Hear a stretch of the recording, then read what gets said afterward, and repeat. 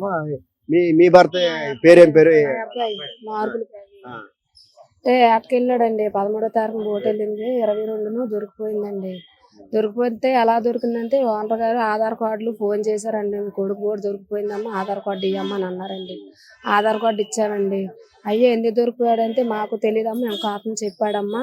ఆ చెప్పిన వారికి ఇప్పుడు మాకు ఇంకా ఏదో తెలియలేదమ్మా అంటే మా ఓనర్ గారు మా ప్రెసిడెంట్కి ఫోన్ చేశారండి. ప్రెసిడెంట్కి ఫోన్ చేస్తే అమ్మ దొరికిపోయిందంట అమ్మ బోట్ అంటమ్మా, నేను నీటిలో ఉన్నానమ్మా, నేను ఈ ఏటకే వచ్చేసానమ్మా, నేను బోట్ దిగి వచ్చేస్తున్నానమ్మా అనేసి మేము మా ప్రెసిడెంట్ చెప్పారండి.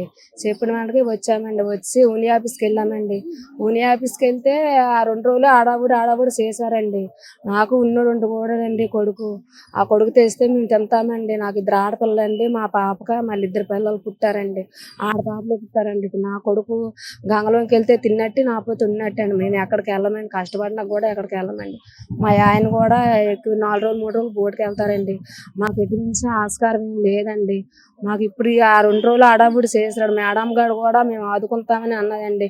ఇప్పటికొచ్చి మేడం కూడా ఏమి తింటున్నారా ఉంటున్నారా అని ఇప్పటికొచ్చి ఎవరు చెప్పలేదండి. మేము ఎలా ఉంటున్నామంటే అలాగ ఉంటాం. ఇంటి అద్దెలు నెలక 8,000 9,000 ఇంటి అద్దెలండి. పిల్లలు ఫీజులు కట్టుకోవాలి, అన్ని చెయ్యాలి. మరి వాళ్ళు గంగలోనికి వెళ్తే మరి తిన్నట్టు మా ఉన్నట్టండి. మరి మా అబ్బాయి అండి నెలమాన 3-4 రోజులు అవుతుందండి బోట్ వెళ్ళి. బోటు దొరికిపోయి 22 దొరికిపోయిందండి బోటు. మరి అప్పటి వరకు ఇప్పుడు మాకేం పోషకారం ఎవరు ఏమి ఇవ్వలేదండి. ఎలా తింటున్నామని తింటున్నాము, ఉంటాం అంతే. మేము రోడ్డు మీద పడిపోయినట్టు ఉన్నామండి. ఇప్పుడు మమ్మల్ని ఎవరు ఆదుకోలేదండి. మా ఊరు పేషెంట్లు తిరుగుతున్నారంటే మా ఊరు పేషెంట్ల మాట ఎవరు పట్టిన చేసుకోలేదండి.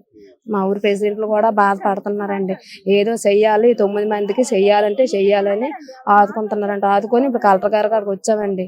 కలెక్టర్ గారు వస్తే చెయ్యిస్తామమ్మా, మీరు బాధపడకండి అమ్మా అని కలెక్టర్ గారు చెప్పారండి. అంతేనండి.